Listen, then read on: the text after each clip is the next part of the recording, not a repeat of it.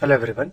Let's continue in visualizing the clock network delays in the form of timing graphs. So when we say delta 1 is basically the amount of time required for the clock edge to reach at launch flop clock endpoint, and delta 2 is the time required for the clock edge to reach at the capture flop at to reach the capture flop clock endpoint. So basically initially this particular arrow which was at 0, and the reason it was at 0 was that the clock was supposed to reach the launch flop clock endpoint at 0 nanoseconds, and the arrow was placed at t because the second edge of the clock was supposed to reach at capture flop clock endpoint at t nanosecond, which is 1 nanosecond. But now this clock network coming into picture, if you see the the arrow which was supposed to be at 0 is now shifted at shifted by delta 1. Okay, and similarly the arrow at the right hand side which was supposed to be at t is now shifted by delta 2.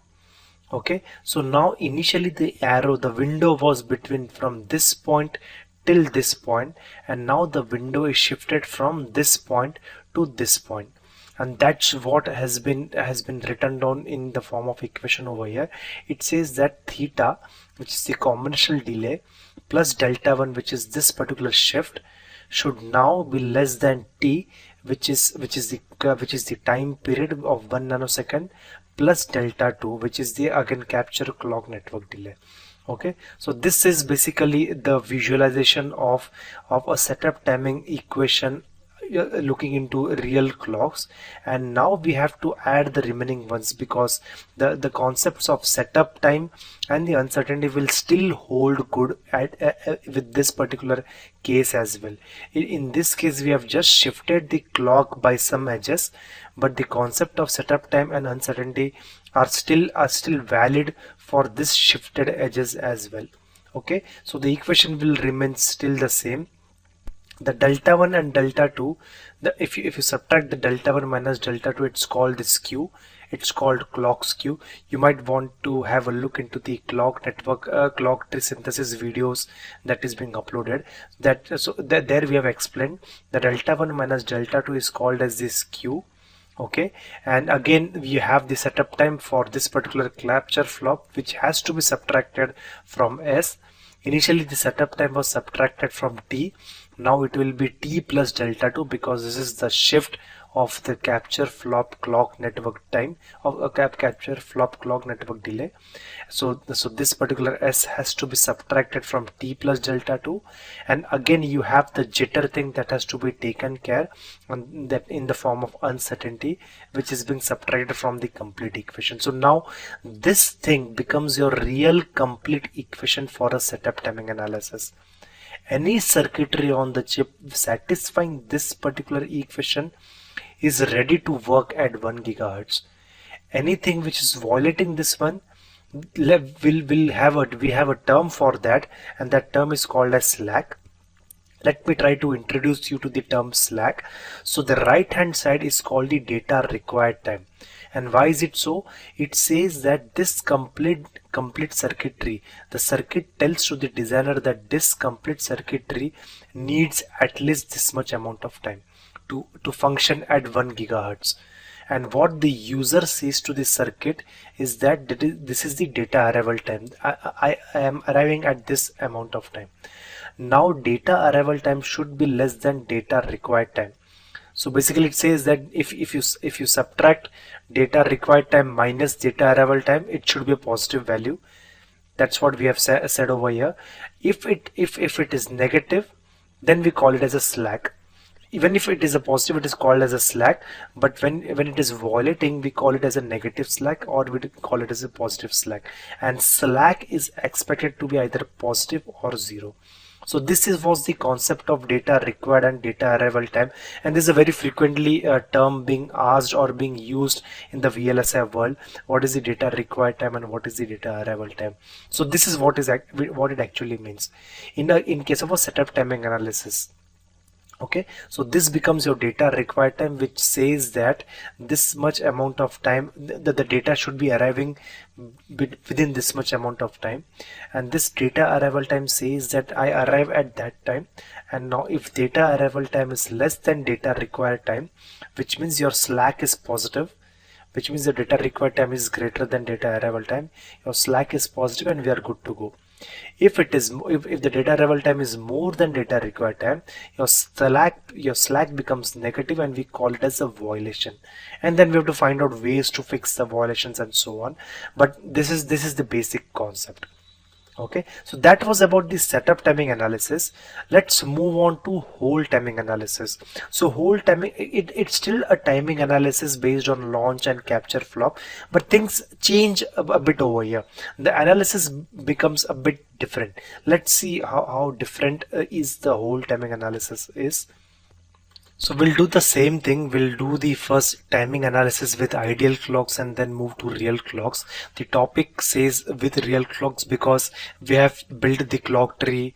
We have already seen the clock tree. So let's move on with the real clocks only. Okay. So the specifications remains the same. We are at clock frequency 1 gigahertz.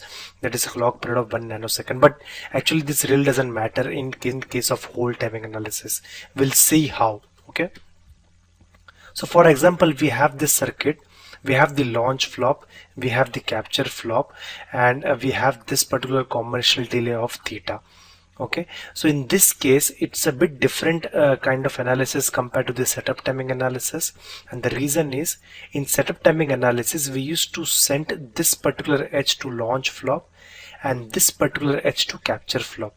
But in this case we'll be sending this edge to launch flop to launch the data, and we'll be sending this particular edge to capture flop to capture the data and also to check for the hold timing analysis or the hold condition.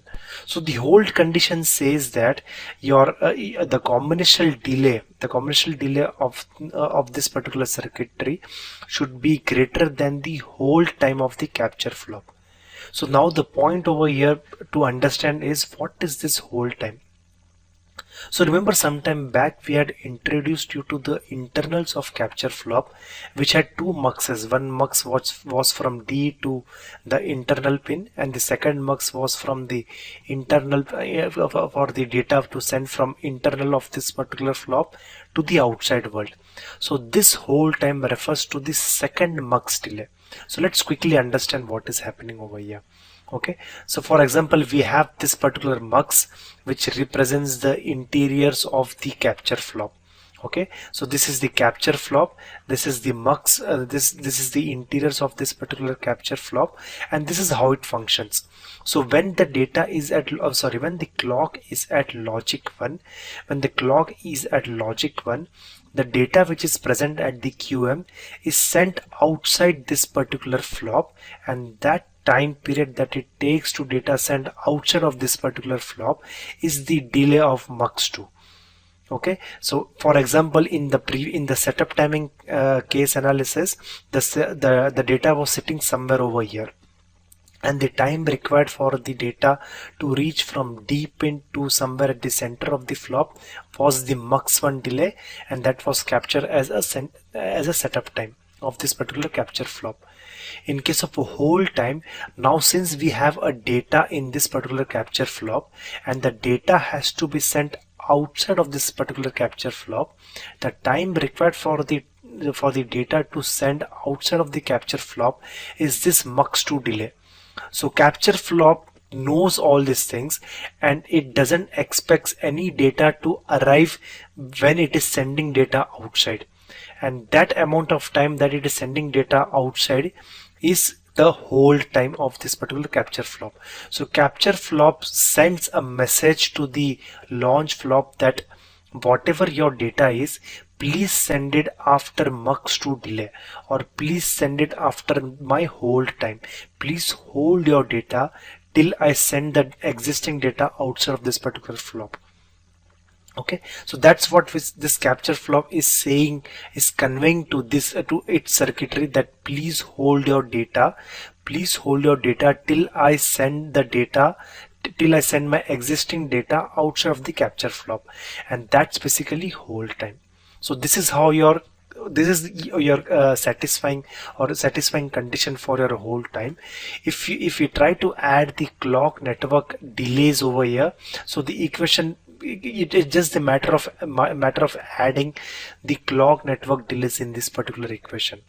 So in this case, when you add the clock network delays, it says that the combinational delay is now theta plus 1 plus 2, which is the launch flop clock network delay, and the hold time is now get shifted because this particular edge will now reach the capture flop clock endpoint after 1 plus 3 plus 4.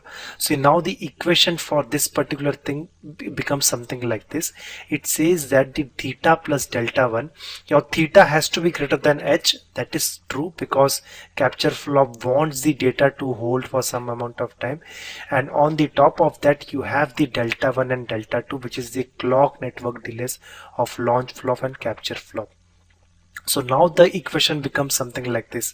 It says that the launch flop will receive the clock edge after delta 1, so that is being captured over here.